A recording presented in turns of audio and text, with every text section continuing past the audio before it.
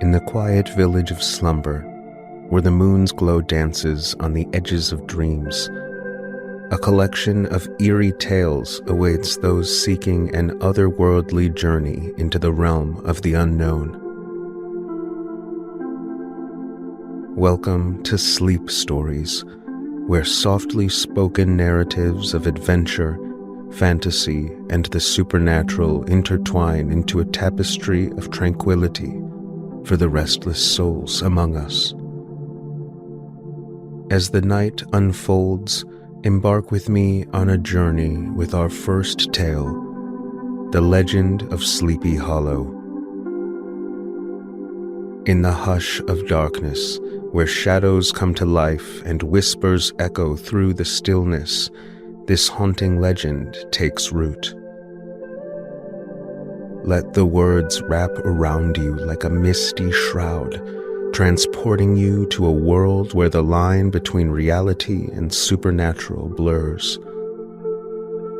Unwind and let the tale unfold, for in the silence of the night, the legend awakens and the mysteries of Sleepy Hollow beckon.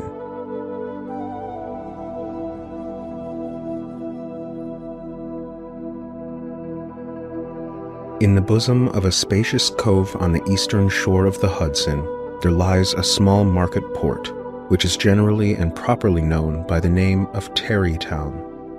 Not far from this village, perhaps about 2 miles, there is a little valley of land among high hills, which is one of the quietest places in the whole world. A small brook glides through it, murmuring just enough to lull one to rest, and the occasional whistle of a quail or tapping of a woodpecker, the only sounds that ever break the uniform tranquility. This sequestered glen has long been known by the name of Sleepy Hollow, and its rustic lads are called the Sleepy Hollow Boys throughout all of the neighboring country.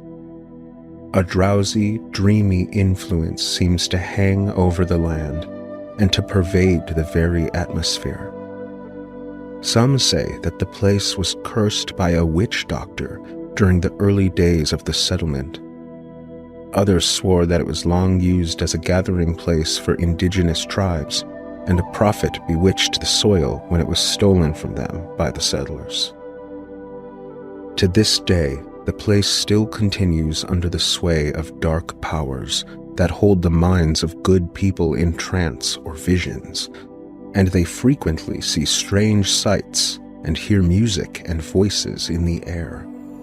Meteors glare and stars shoot more often across the valley than in any other part of the country, and the whole neighborhood abounds with local tales, haunted spots, and twilight superstitions.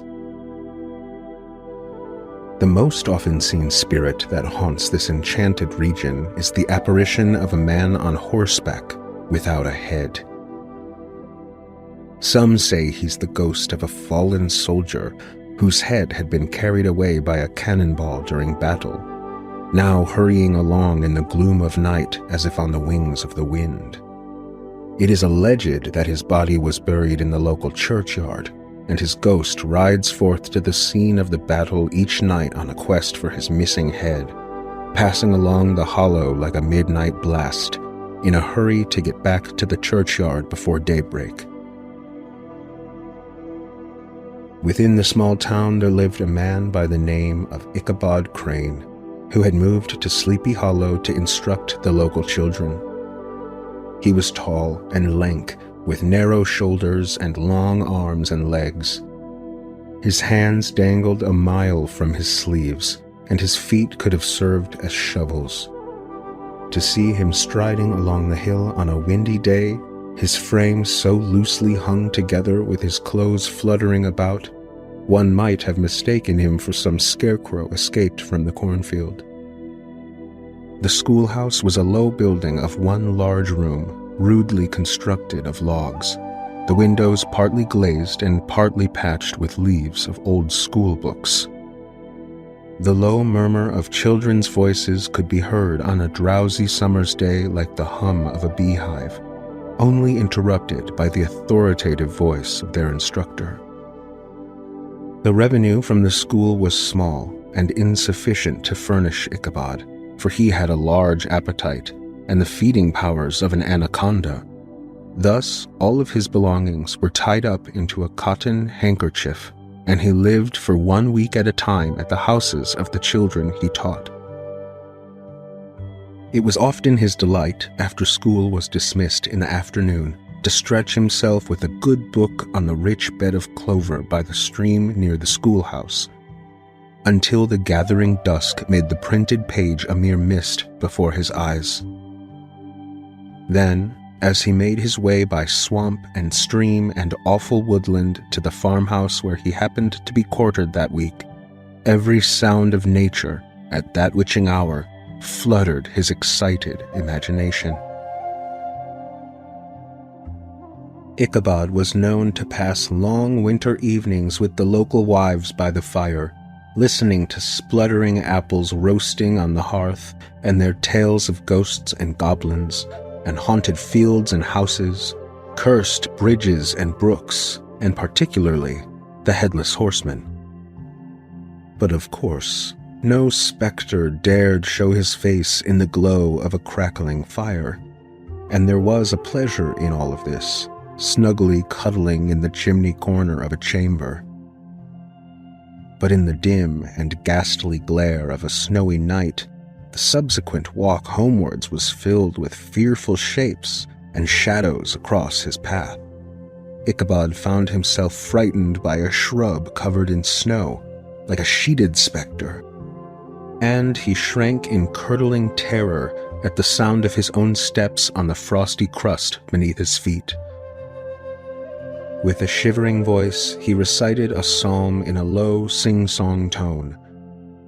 Dread prevented him from looking back over his shoulder, and he was thrown into hysterics at any rushing blast of wind howling among the trees, in the idea that it could be the headless horseman trampling close behind. But these were mere terrors of the night, phantoms of the mind that walk in darkness, and Ichabod would have passed a pleasant life of it if his path had not been crossed by Katrina Van Tassel. Katrina was a blooming lass of nearly 20, universally famed for her beauty and expectations. She expertly mixed ancient and modern fashions and wore ornaments of pure yellow gold, which had been passed down from her great-great-grandmother. It was no surprise that Ichabod had found favor in his eyes for her after visiting her mansion. Katrina's father was a perfect picture of a thriving, contented, liberal-hearted farmer, and his property was situated in a green, sheltered, fertile nook along the banks of the Hudson. Ichabod's great green eyes rolled over the fat meadow lands, rich with wheat, rye, buckwheat, and corn, with orchards bursting with red fruit, and his heart yearned after the woman who would inherit these domains, and his peace of mind was at an end. Ichabod's only goal was to gain the affections of Katrina, though he was one of many admirers. Among them, the most formidable was a burly man with thick, curly black hair by the name of Brom van Brunt, broad-shouldered and double-jointed with an air of arrogance. He was famed for great knowledge and skill in horsemanship, foremost at all races and cockfights, and the umpire in all disputes, setting his hat on one side and giving his decisions with a tone that allowed for no appeal. He was always ready for either a fight or a frolic, but for all his overbearing roughness, there was a dash of good humor at the bottom, and he was known far and wide by the name of Brom Bones. With Brom's toyings like the gentle caresses of a bear, Ichabod therefore made his advances in a quiet and gentle manner, and serving as an instructor of music, he made frequent visits to the farmhouse. From the moment Ichabod made his advances, a deadly feud arose between him and Brom Bones, who enlisted his gang of Rough Riders to smoke out the schoolhouse by stopping up the chimney and turning everything inside topsy-turvy so that Ichabod would think the building was used by witches at night. On one fine autumn afternoon, a man came clattering up to the school door with an invitation for Ichabod to attend a party at the Van Tassel mansion. He turned the school loose an hour before the usual time, and spent at least an hour brushing and washing and furbishing up his only suit of rusty black, fixing his messy hair in the reflection of a broken schoolhouse window. He borrowed a horse from a friendly farmer and issued forth like a knight on a quest for adventure. The forests had put on their sober brown and yellow, while the more tender trees had been nipped by frost into brilliant shades of orange, purple, and scarlet. As Ichabod rode slowly on his way, his eye ranged with delight over the treasures of jolly autumn, and soft anticipation stole over his mind of buttered pastries garnished with honey by the delicate and dimpled hand of Katrina Van Tassel. It was toward evening that Ichabod arrived at the mansion. Brom Bones, however, was the hero of the scene, having arrived on his favorite steed, Daredevil, a creature like himself, full of mettle and mischief, and which no one else could manage. The farmer greeted his guests with good humor, his face round and jolly as the harvest moon. When the sound of music from the ballroom summoned them all to dance, Ichabod was overjoyed to find Katrina as his partner, and he smiled graciously in reply to the many ogling eyes, while Brom Bones sat brooding by himself in the corner.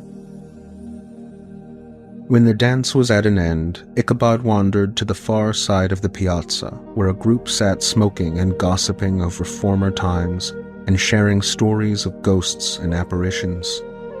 Tales were told of funeral trains, and weeping cries and wailings heard near the great haunted tree where many had died. There was mention of the woman in white, who was said to have perished long ago in the snow, and can now be heard shrieking in the winds of winter storms. Before long, the subject was the headless horseman, who had been seen or heard many times of late before returning to his resting place in the churchyard. The church itself stands on a knoll, surrounded by locust trees and lofty elms.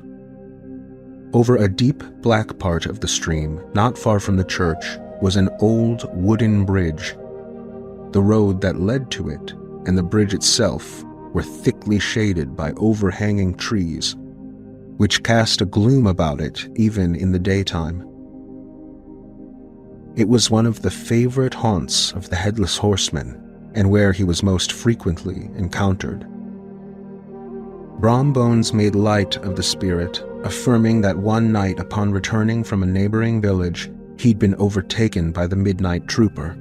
He'd offered to race the horseman, and he should have won it too, but just as they came to the old wooden bridge, the horseman suddenly turned into a skeleton and vanished in a flash of fire. The party gradually broke up, and families gathered together in their wagons, heard for some time rattling along the hollow roads and over the distant hills. Ichabod lingered behind in hopes of a private moment with Katrina, fully convinced that he was on the road to success. But something must have gone wrong, for quite suddenly he left the mansion and went straight for the stable, rousing his borrowed steed uncourteously from his sleep and pursuing his travels homewards. It was the very witching time of night that Ichabod, heavy-hearted and crestfallen, rode along the lofty hills above Tarrytown, where he had traveled so cheerily in the afternoon. In the dead hush of midnight, all the stories of ghosts and goblins came crowding upon his recollection. The night grew darker and darker. The stars seemed to sink deeper in the sky and clouds. He was approaching the very place of many of the stories, where an enormous tulip tree towered above all the others like a kind of landmark. As Ichabod approached this fearful spot, he began to whistle. He thought his whistle was answered. It was but a blast of wind sweeping sharply through the dry branches. As he approached a little nearer, he thought he saw something white hanging in the midst of the tree. He paused and ceased whistling, but, on looking more narrowly, perceived that it was a place where the white wood laid bare, having been scathed by lightning. Suddenly he heard a horrible groan. His teeth chattered, and his knees gripped against the saddle. But it was only the rubbing of one huge branch upon another as they swayed about by the breeze. A small brook crossed the road near the tree, running into a marshy and thickly wooded glen known as Wiley's Swamp. A few rough logs laid side by side served for a bridge. As he approached the stream, his heart began to thump. He gave his horse a kick in the ribs and attempted to dash briskly across the bridge, but instead of starting forward, the perverse old animal plunged to the opposite side of the road, into a thicket of brambles and bushes. The beast dashed forward, snuffling and snorting, but came to a halt just by the brook, with a suddenness that nearly sent Ichabod flying over his head. Just at this moment, in the dark shadow of the grove, on the edge of the brook, there lingered something huge, misshapen and towering, like a gigantic monster awaiting him. Ichabod knew to turn and fly now was too late, and besides, how could he escape a ghost that could ride upon the wings of the wind? Summoning his courage, Ichabod demanded, "Who are you?" but received no reply. He repeated his demand in a more agitated voice. Still, there was no answer. Once more he cudgeled the sides of the inflexible horse, involuntarily breaking into the psalm he'd sang before, when the shadowy object put itself into motion, bounding to the middle of the road. Now the form could be seen in some degree. He was a massive horseman, mounted on a black horse of powerful frame. Ichabod's horse had seemingly gotten over his fright, and he quickened the steed in hopes of leaving the spirit behind. The horsemen, however, matched their pace. So Ichabod pulled back and fell into a walk, hoping to lag behind, but the horseman did the same. His heart began to sink. There was something so mysterious and appalling about the silence of his newfound companion, which was soon accounted for. Upon mounting the rising ground, his fellow traveler found relief against the sky, gigantic in height and muffled in cloak, and Ichabod was horror-struck to see that he was headless. His head, which should have rested on his shoulders, was carried before him on his saddle. Ichabod's terror rose to desperation, and he rained a shower of kicks and blows upon the horse, hoping to somehow give his companion the slip. But the headless horsemen stuck with him. They dashed through thick and thin, stones flying and sparks flashing at every bound. Ichabod's flimsy garments fluttered in the air as he stretched his long, lanky body over his horse's head in the eagerness of flight. They had now reached the road which turns off to Sleepy Hollow, but Ichabod's horse seemed possessed by a demon. Plunging headlong down the road which leads through a sandy hollow shaded by trees, where it crosses the old wooden bridge before swelling into the green knoll that held the church. Just as Ichabod got halfway through the hollow, the saddle gave way, and he felt it slipping from under him. He seized it, but in vain, and had just time to save himself by clasping around the horse's neck, when the saddle fell to the earth, trampled underfoot by his pursuer. Ichabod could hardly maintain his seat, slipping violently from one side to another, jolted painfully on the high ridge of the horse's backbone. An opening in the trees now cheered him with the hopes that the church bridge was at hand. The shimmering reflection of the moon on the brook told him that he was not mistaken. If I can reach that bridge, Ichabod thought, I am safe.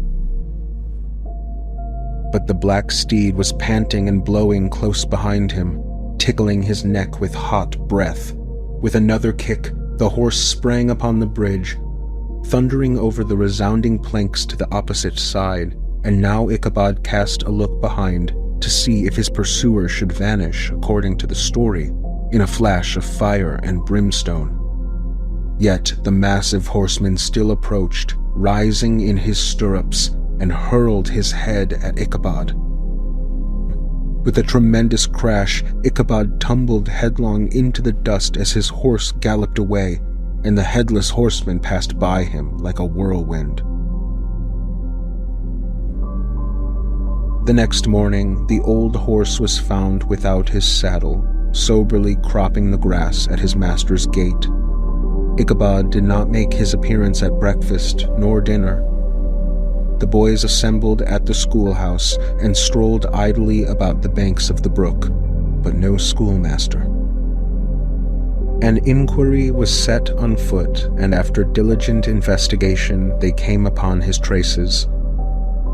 In one part of the road leading to the church was found the saddle, trampled in the dirt, the tracks of horses' hooves deeply dented in the road, evidently at furious speed, were traced to the bridge, beyond which, where the water ran deep and black, they found the hat of the unfortunate Ichabod, and close beside, a shattered pumpkin. The brook was searched, but Ichabod's body would not be discovered. The mysterious event caused much speculation at the church on the following Sunday. Knots of gazers and gossips were collected in the churchyard, at the bridge, and at the spot where the hat and pumpkin had been found. They considered the tales of ghosts and apparitions, and shook their heads, concluding that Ichabod had been carried off by the headless horseman. Some believed Ichabod, mortified by Katrina's sudden dismissal, left for quarters in a distant part of the country. Shortly after his disappearance, Brom Bones met a blooming Katrina at the altar, and they married.